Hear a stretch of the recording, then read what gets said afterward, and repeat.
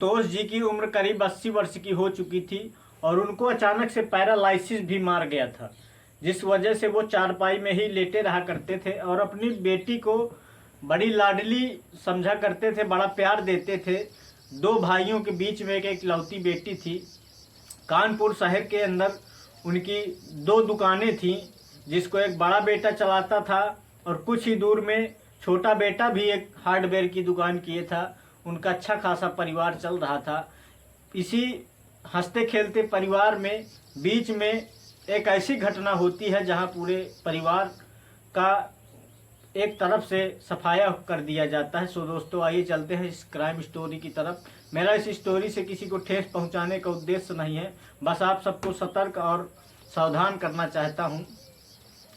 तो दोस्तों, कानपुर के रामा देवी की ये घटना है। कानपुर उत्तर प्रदेश के जो महानगर है, उत्तर प्रदेश का काफ़ी बड़ा शहर है।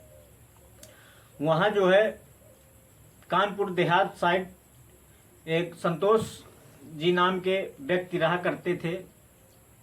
उनके बच्चे दो हार्डवेयर की दुकानें किए थे, जो उनका पुश्तैनी धंधा था। अच्छी खासी दुकानें उनकी चलती थीं।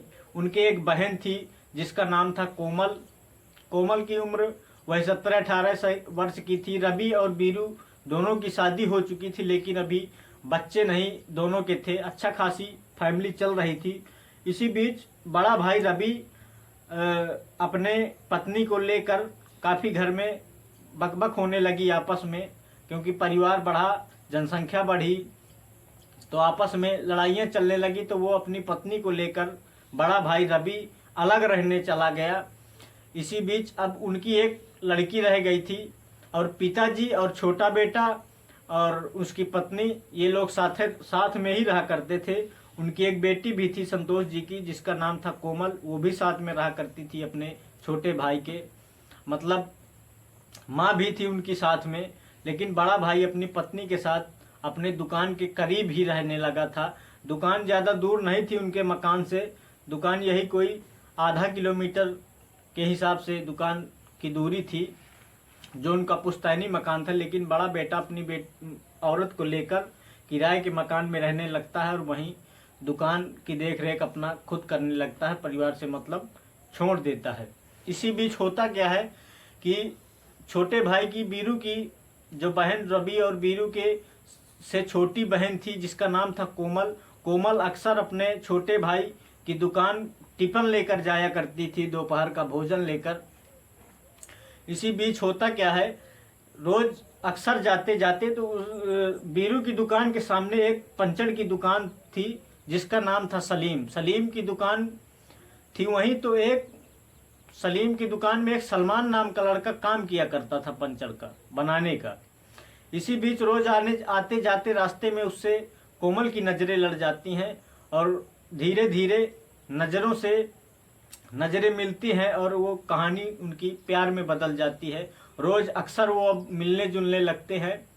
उनकी मोहब्बत इतनी गहरी हो जाती है कि अब कोमल को अगर एक दिन मिलने को ना मिले तो उसको ऐसा लगता था कि संसार में कोई है ही नहीं। दोनों के बीच में इतना प्यार हो जाता है, रिलेशन भी बन जाता है। कई बार उनके रिश्ते भी बने।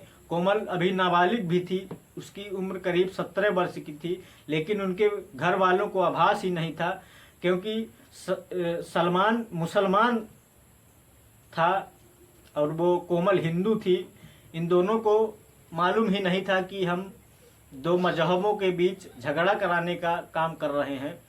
इसी बीच दोनों की लव स्टोरी बढ़ती चली गई। अब कोमल को सलमान की लत सी लग गई और सलमान को भी कोमल की लत सी लग गई। अचानक से होता क्या है, एक दिन उसी रास्ते से उसकी माँ का बाजार जाना होता है कोमल की। तो उसी रास्ते में थोड़ा सा एक एरिया पड़ता है जहाँ ज़्यादा पेड़ पौधे लगे हुए हैं, यानी कि गार्डन समझ लीजिए। तो वहीं दोनों आपस में लिपट कर एक दूसरे से बातें कर रहे थे। कंधे पर कंधे से कंधे मिले हुए थे, बैठे थे आपस में। तभी कोमल की माँ देख लेती है कि हमारी बेटी खाना देने आई होगी इस टाइम और वही बैठी है। तो दोनों को, सलमान को और कोमल को जैसे ही देखती है तो उसके पैरों तले की ज़मीन खसक जाती है और वो वहाँ जाकर कोई शोरगुल नहीं करती, ना लड़की को समझाती, वो चुपचाप वापस आ जाती है घर। और घर जब आ जाने के बाद जब बेटी को अकेला एकांत देखती है तब उसको समझाती है कि बेटा कोमल, तुम ये क्या कर रही हो और वो कौन लड़का है? अगर तुम आज के बाद उस लड़के से मिली तो समझ लेना, अगर तेरे भाइयों को पता चला तो काट कर फेंक देंगे और मैं तेरा विवाह करूंगी। माँ कहती है कि आज से तू कसम खा कि मैं उस लड़के से कभी नहीं मिलूंगी। और माँ उसका टिफिन ले जाना दुकान बंद करा देती है। अब जब बंद करा देती है तो कोमल करीब 2 सालों से लगातार मिल रही होती है। तब उसको बहुत याद आने लगती है सलीम की, यानी कि सलमान की, सॉरी। तो इसी बीच एक दिन होता क्या है, सलमान खुद मिलने आता है तब कोमल घर में ही होती है। और चुपके से कोमल, क्योंकि कोमल के पास फ़ोन नहीं होता, तो कोमल चुपके से अपने पिताजी का नंबर सलमान की को फेंक देती है कि इस नंबर पर फ़ोन करना। और फ़ोन मेरे पास ही रहता है क्योंकि पिताजी पैरालिसिस के मरीज़ थे तो घर में ही रहा करते थे। जब नंबर ले जाता है अब उनकी अक्सर फ़ोन पर ही बातें होने लगती हैं, क्योंकि अब उसकी कोमल की माँ ने कोमल को बाहर जाना बंद करवा दिया था, टिफिन खुद लेकर जाया करती थी। इस वजह से दोनों आपस में मिलने के लिए बहुत ही बेताब थे। इसी बीच होता क्या है, एक दिन सलमान फ़ोन करता है और कहता है कि अब तुम्हारे बिन रहा नहीं जाता है, कुछ करो। तो इसी बीच जब पैरालिसिस का मर्ज हो जाता है तब बीरू सोचता है कि क्यों ना किसी काफ़ी परेशान होता है परिवार की किचकिच से। उसको लगने लगता है कि ये परिवार में कोई बाधा है, तो क्यों ना किसी साधु संत से सलाह ली जाए, पूजा पाठ करवाया जाए या किसी फकीर से कुछ दुआ दक्षिणा ली जाए। तभी रास्ते में उसको एक फकीर मिल जाता है उसकी दुकान के पास।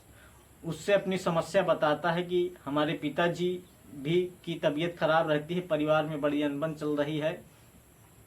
तो एक दिन वो फकीर को घर लेकर आता है और फकीर वो एक फ्रॉड था और घर पहुंचता है तो उसको इस तरह से पढ़ाता है कि तुमको किसी मौला बाबा के दरबार में चादर चढ़ानी पड़ेगी, तब तुम्हारे कष्ट सारे दूर हो जाएंगे। वो उस फकीर के झांसे में पड़ जाता है बीरू, और झांसे में पड़कर करीब 10 बार उस मौला बाबा की मज़ार पे जाते हैं एक गाड़ी बुक करके और वहाँ चादर चढ़ाते हैं। तो वहाँ कोमल अक्सर सलमान को बुला लिया करती थी और वहाँ नमाज पढ़ने के मतलब दुआ लेने के बहाने अक्सर सलमान से मिलने लगी। फिर से करीब 10 दिन दोनों का मिलन चला। इसी बीच अब उनकी मन्नतें ये हुआ कि मतलब यहाँ की अब वो ख़त्म हो गई। अब फिर से उनका मिलना जुलना बंद हो गया। इसी बीच अब सलमान कोमल को समझाता है कि तुम और हम कैसे मिलेंगे, इसका फिर से कोई जुगाड़ निकाला जाए। तभी कोमल को सलमान एक तरकीब बताता है कि क्यों नहीं तुम एक भूत यानी कि भूत प्रेत का घर में ड्रामा करो तुम।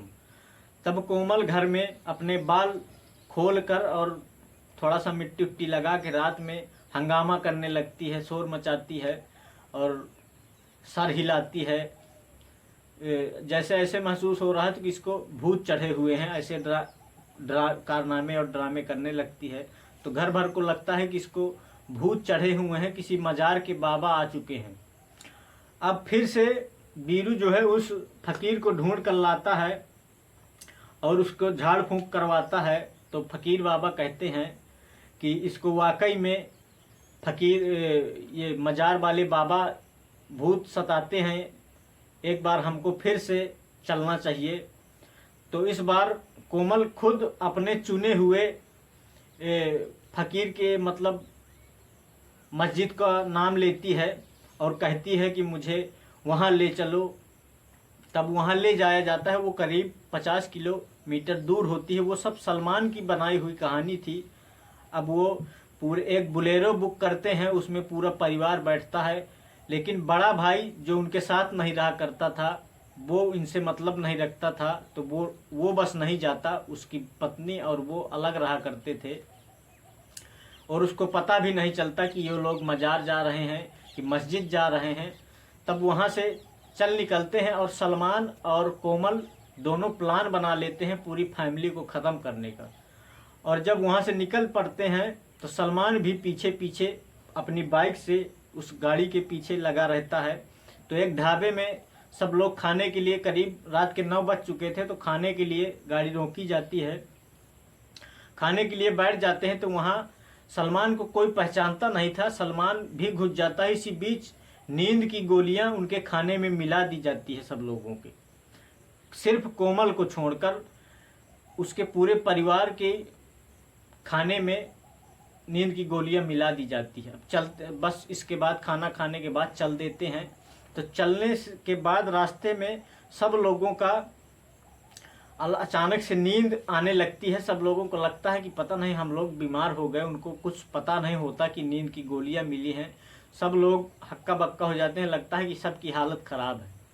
सभी ड्राइवर भी गाड़ी चलाना उसका दूभर हो रहा था। तभी उसने एक जगह गाड़ी खड़ी थी। जैसे ही गाड़ी खड़ी करते हैं तो सलमान आ जाता है और कहता है कि भाई साहब क्या बात है, क्या हो गया, क्योंकि उसको पता था। तो सलमान से वो कहता है कि भाई साहब हम सब लोग इस गाड़ी में बैठकर बीमार हो गए हैं। कृपया अगर आप ड्राइवरी जानते हो तो हमारी गाड़ी उस मज़ार तक पहुंचा दीजिए, पूरा पता बताते हैं। तो कहता है क्यों नहीं भाई साहब, क्योंकि सलमान तो यही चाहता था।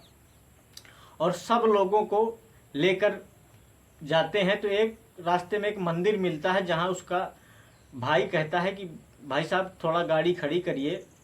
कोमल का भाई कहता है कि हम लोग क्यों ना यहाँ थोड़ा सा आराम कर लें। इसी बीच उसकी भाई और भाभी दोनों उतर जाते हैं और उस पेड़ मंदिर के नीचे लेट जाते हैं। तो उनको तुरंत नींद आ जाती है, क्योंकि नींद की गोलियां का असर बहुत तेज था। अब उसकी पिता और माँ उस 4 पहिए में रुक जाते हैं कोमल के। अब कोमल कहती है कि पिताजी की भी हालत बहुत ख़राब है और माँ की भी हालत ख़राब है। भाई साहब आप गाड़ी हमको वापस छोड़ दीजिए वहीं गांव, अब नहीं जाना हमें मज़ार, क्योंकि तबीयत जब रास्ते में ही बिगड़ रही तो आज आगे जाकर जाने से क्या फ़ायदा। तब वो सलमान कहता है कि क्यों नहीं, क्योंकि दोनों मिले हुए थे। और वहाँ से फिर से वापस चल देते हैं।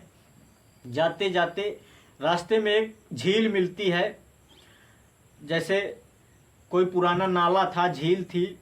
तब वहाँ जाकर दोनों कोमल और सलमान उतर जाते हैं और उस गाड़ी को झील में धक्का देकर कुदा देते हैं। जब कुदा देते हैं, यही करीब रात के 2 बज रहे होते हैं, तो दोनों माँ बाप मर जाते हैं उसी गाड़ी में बंद। और अब दोनों लोग फरार हो जाते हैं, भाग जाते हैं। परिवार को किसी को पता ही नहीं है, भनक नहीं है कि लड़की आखिर पूरे परिवार की जान लेने में तुली है। अब होता क्या है, सुबह हंगामा मचता है, पुलिस आती है, पूरे परिवार की खोज करने लगती है। जब सबके फ़ोन लगाए जाते हैं, किसी के फ़ोन नहीं लगते, क्योंकि कोमल के पास कोई फ़ोन नहीं था। पिता का जो फ़ोन था वो, अब पुलिस आती है, पुलिस गाड़ी को निकलाती है, लेकिन उसमें 2 ही लोग मिलते हैं, माँ और बाप, दोनों मर चुके थे। अब जब पुलिस लाशें ढूंढवाती है, सोचती है कि शायद दोनों निकल गए हों, क्योंकि कोमल नहीं मिल रही थी और ड्राइवर नहीं मिल रहा था जो सलमान गाड़ी चला रहा था। तो उनको भी शक था कि शायद दोनों उस नाले में गिरकर बह गए होंगे। तो पूरा नाला छाना जाता है, लेकिन वहाँ कोई लाश नहीं मिलती है। अब वो शहर से कहीं दूर निकल चुके हुए थे सलमान और कोमल। अब किसी को आभास नहीं था कि ये कत्ल हुआ है। सबको तो ये था कि हालत, जब पुलिस भाई और भाभी जो मंदिर में रुक गए थे उनसे पूछती है, तब बताते हैं कि हमारी सब लोगों की हालत ख़राब होती है। फिर उसमें क्राइम ब्रांच की टीम आती है। क्राइम ब्रांच की टीम जब लगन लगाकर अपना काम करती है तो धीरे धीरे इस मैटर का खुलासा होता है। वहीं किसी दिल्ली शहर में जाकर कोमल और सलमान एक कोर्ट मैरिज करने की सोचते हैं। अपना नाम चेंज कर लेते हैं। कोमल अपना नाम रुचि रख लेती है और सलमान अपना नाम अहमद रख लेता है। और दोनों अब विवाह करने की सोच रहे होते हैं। तब एक वकील के पास पहुंचते हैं। जब वकील के पास पहुंचते हैं तब उनके पास आधार कार्ड और कुछ नहीं होता है। तो वकील से कहते हैं कि वकील साहब हमको विवाह करना है, कोर्ट मैरिज करना है, तो आखिर हमें क्या करना पड़ेगा। तब वकील साहब कहते हैं कि आपको एक मैं फार्म दूंगा जो सबमिट करना पड़ेगा और आप दोनों के आधार कार्ड लगेंगे। तब आधार कार्ड का नाम सुनकर वो दोनों हकबका जाते हैं। तब वकील होता है, वो समझ जाता है कि इन दोनों में कुछ गड़बड़ी है। तब वो इधर पुलिस, जो क्राइम ब्रांच की पुलिस थी, उसने दोनों के फोटो वायरल कर दिए थे सोशल मीडिया में, कि ताकि ये दोनों की अगर कहीं लापता हों तो मिल जाए। मतलब अखबार में पूरा फोटो सहित इश्तिहार निकाल दिया जाता है। तभी उस वकील को शक हो जाता है। तब वो वकील एक थाने में एक दरोगा को वहीं फ़ोन करते हैं कि साहब, 2 लड़का लड़की आए थे जो शायद भागे हुए हैं और मेरे पास कोर्ट मैरिज करने के लिए आए थे, लेकिन मुझको कुछ गड़बड़ लग रहा है। तो तब तुरंत वहाँ पुलिस पहुँचती है, और जब पहुँचती है तब उनको गिरफ्तार कर लिया जाता है। गिरफ्तार करके थाने लाया जाता है। जब देखते हैं तो जब उनका फ़ोटो छपवाया जाता है, मतलब जब वो अखबार में फ़ोटो देखते हैं तब वो समझ जाते हैं कि ये रुचि नहीं, ये कोमल है, और ये लड़का सलमान नहीं, अहमद नहीं, सलमान है। तब पूरा खुलासा हो जाता है। जब खुलासा हो जाता है तो दिल्ली से उनको कानपुर लाया जाता है, और क्राइम ब्रांच की टीम ने पूरा खुलासा कर दिया होता है। जब लड़के के एक 20 डंडे मारे जाते हैं, तब वो पूरा, लड़की और लड़का दोनों पूरा प्लान बता देते हैं।